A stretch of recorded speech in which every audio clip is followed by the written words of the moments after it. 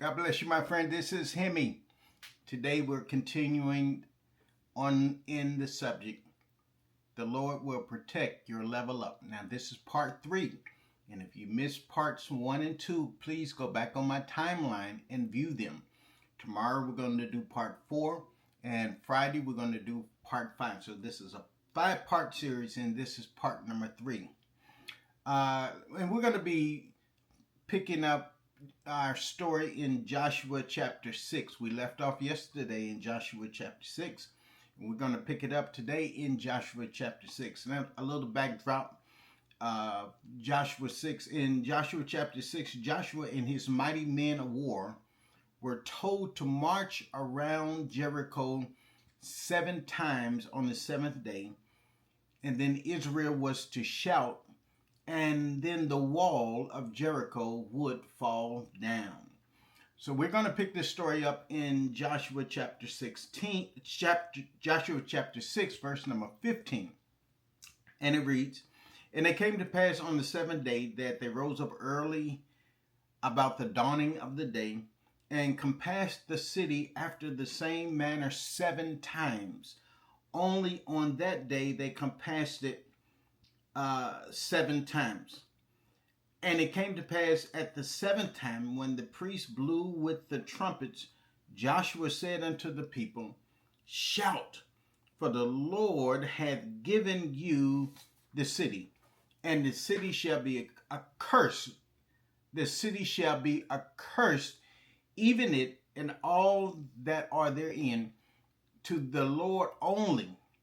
Rahab the harlot shall live, she and all that are in her house, because she hid the messengers that were sent." Now, yesterday we learned that the letter 7 in Hebrew is Zion, and the word in Hebrew for 7 was Sheba, and we found that there was another word that shared the same energy with Sheba, which was Shaboah, which means oath or curse.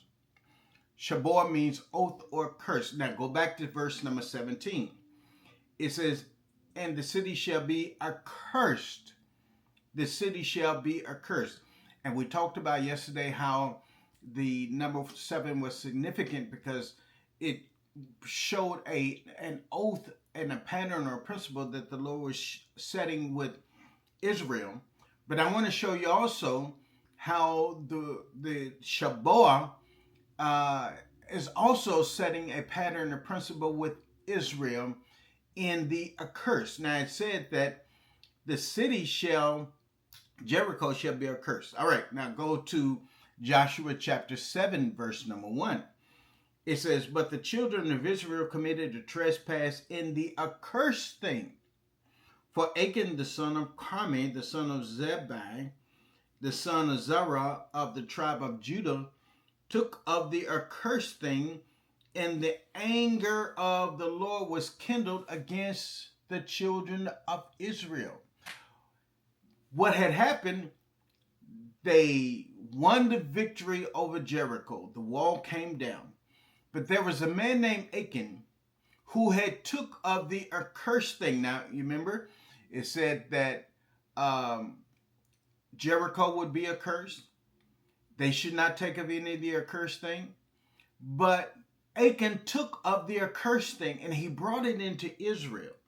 And when he brought it into Israel, it troubled Israel.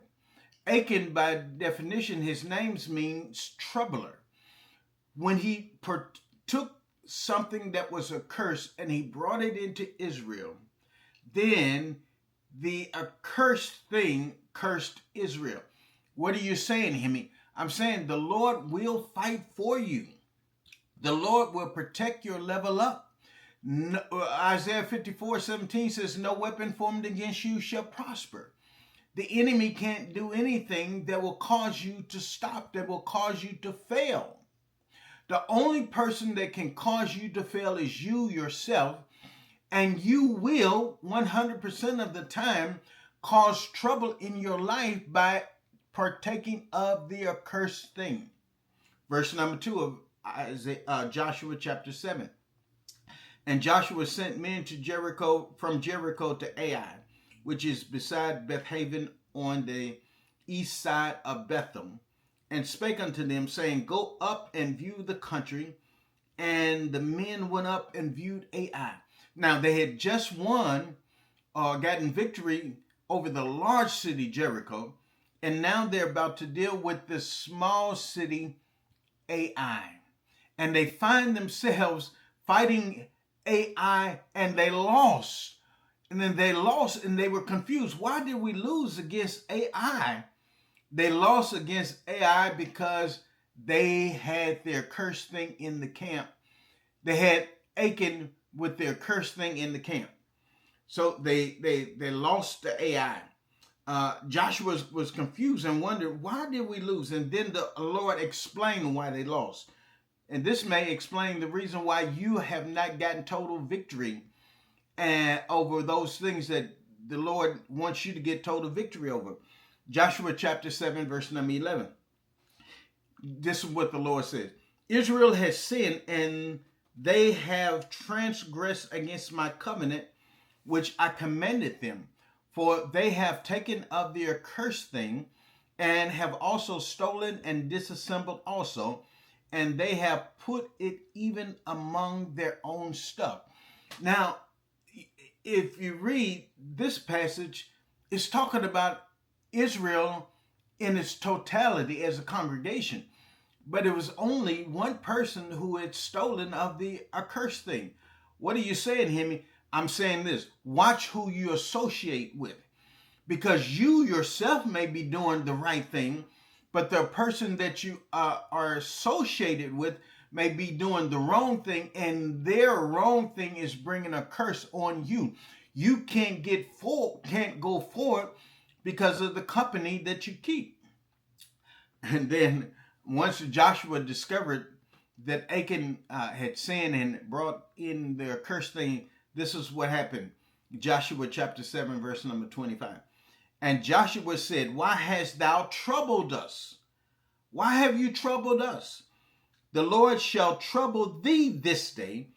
And all Israel stoned him with stones and burned him with fire after they had stoned them with fire.